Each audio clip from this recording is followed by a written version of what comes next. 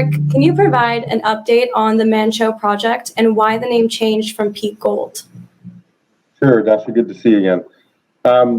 Yeah, so just the name change on to Manh Choh, it's an Athabascan name.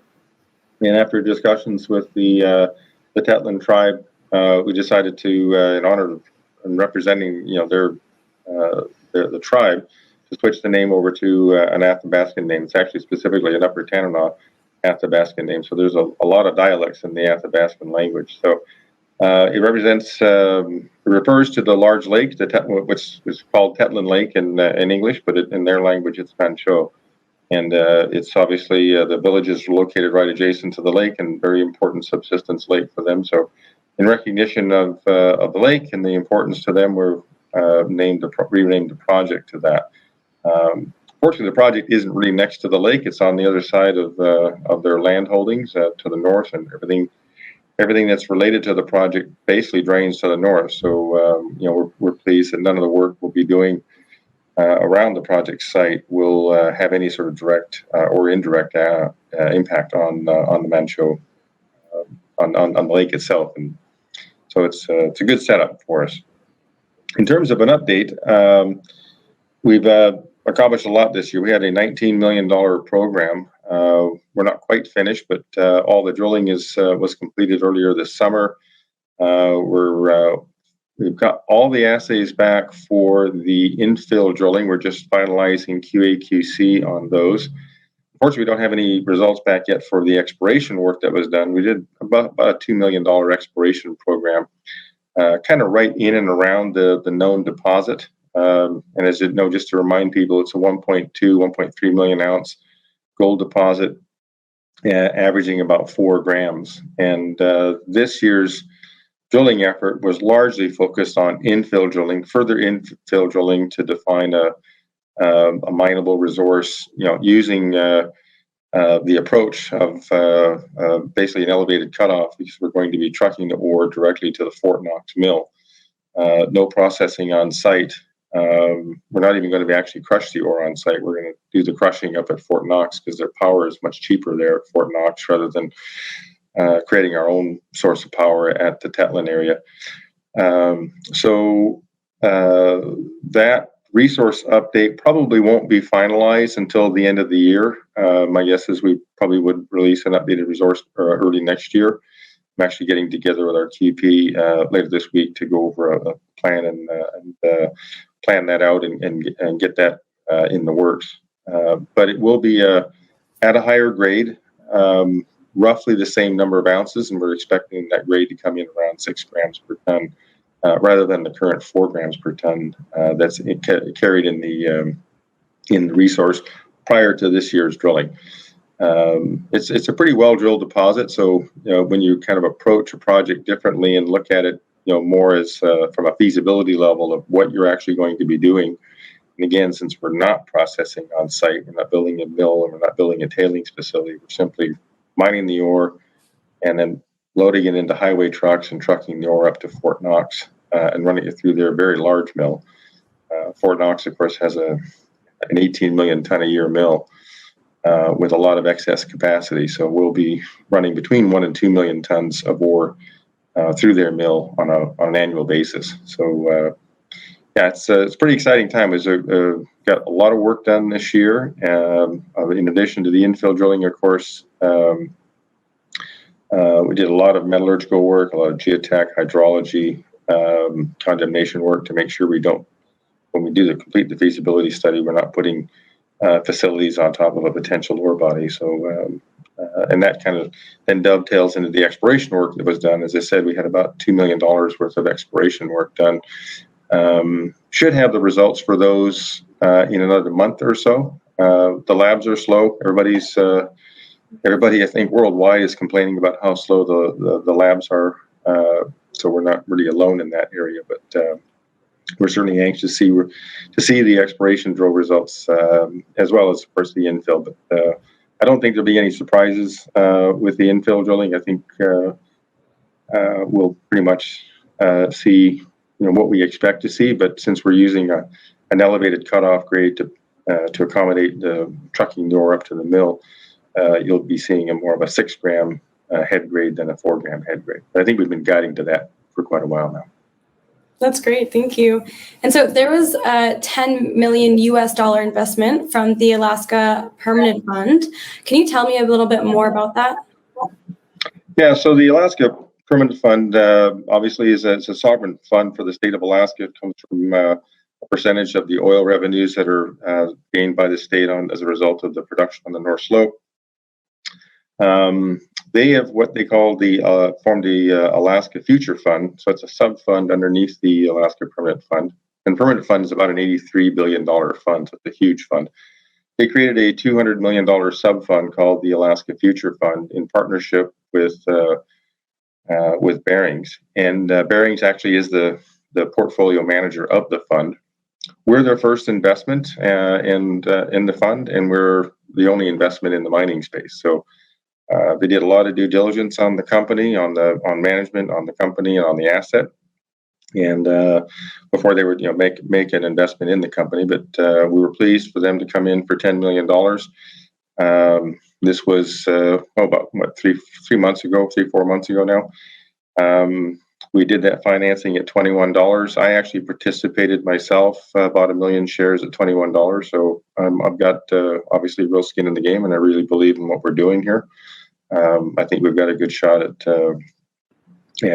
doubling our value over the course of the next 2-3 years as we move the Manh Choh project into production. And of course, we realize some of the other things that we're doing in the company, specifically with the acquisition of Lucky Shot and that. So very pleased to have the Alaska Permanent Fund and the Alaska Future Fund Barings involved with the company as a significant shareholder. So I think it's a good statement on the company. Absolutely. Well, perfect segue into my next question. Can you tell us a bit more about the recently acquired Lucky Shot property? Yeah, so this is a pretty exciting project. It's high grade. It's in the Willow Mining District. It's located right just about 40, 50 miles outside of Anchorage. The communities, they're kind of called the bedroom communities of Anchorage, Wasilla, Palmer, Willow. There's probably about 100,000 people that live in what they call the valley out there. There's excellent road infrastructure. The borough maintains the road infrastructure right up to the mine site. It's kind of behind the first set of big mountains in the Talkeetna Mountains, so it's kind of out of sight, if you will. It was a historically producing mine. It produced about 250,000 ounces of gold with an average head grade of 40 grams, which is now just over 1.5 ounces per ton. So very high grade, narrow vein mining. Average widths were between 1 and 2 meters.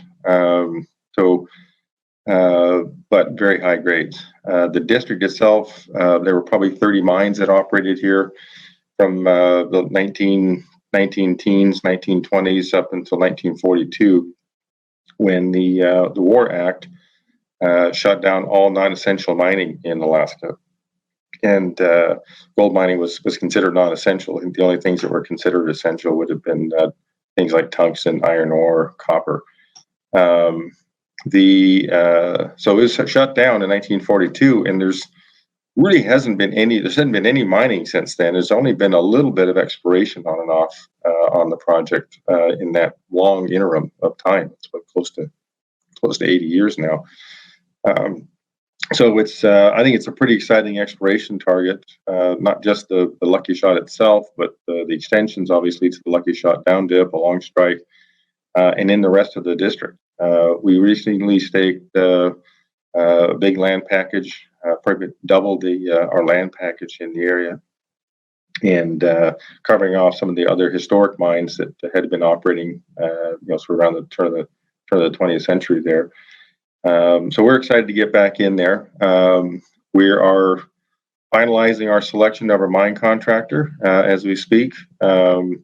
Expect to get them in, start to mobilize equipment probably in November, December timeframe, and hopefully be up and running and mining by January of next year, 2022, which is just around the corner. And we're also putting in a snow shed. Obviously, it snows in Alaska in the wintertime, and the front part of the mine, again, since it hasn't been operated for 80 years, we're going to put in some safety things with a snow shed that covers the the first 60 feet of the underground tunnel, which is actually in overall pretty good shape. It hasn't, nobody's really been in there for 80 years, but we're going to refurbish that. The first thing the mine contractor is going to do is refurbish the existing underground workings, and then extend them another 70 feet or so, and then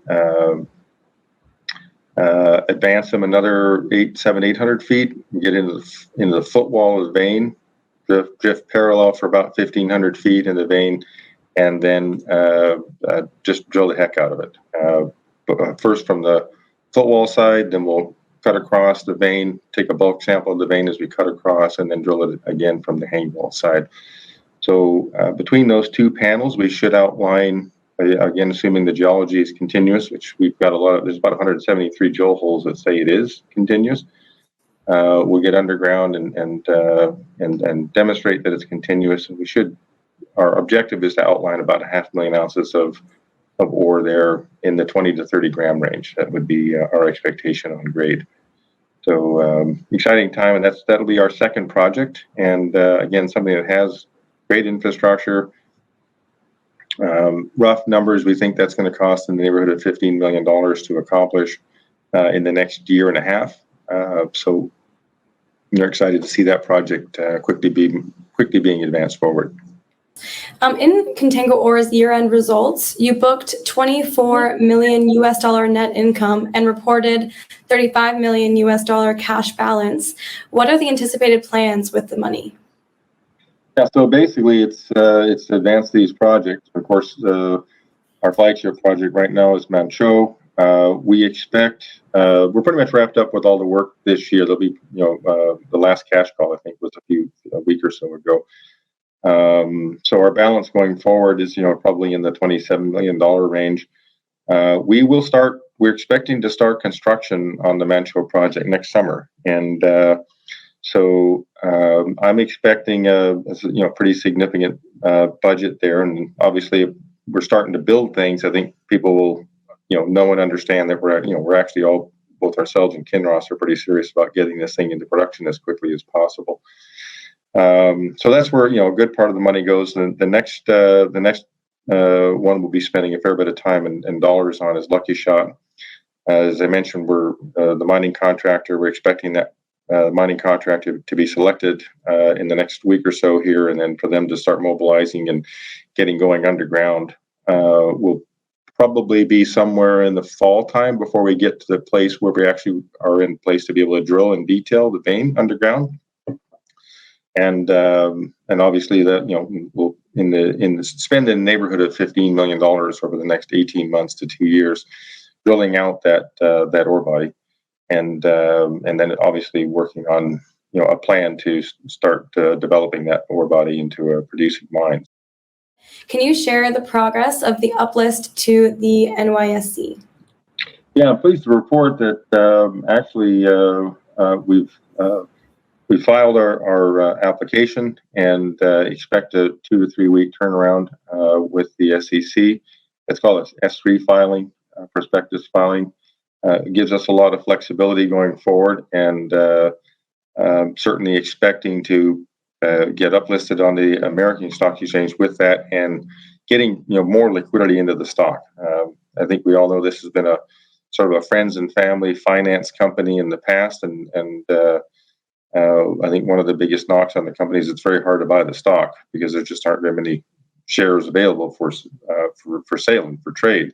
So getting uplisted on the NYSE American will do that. All the other companies we put together, Nova Gold, Trilogy, and Alexco, they all trade. They're dual listed and trade both in Canada and the U.S.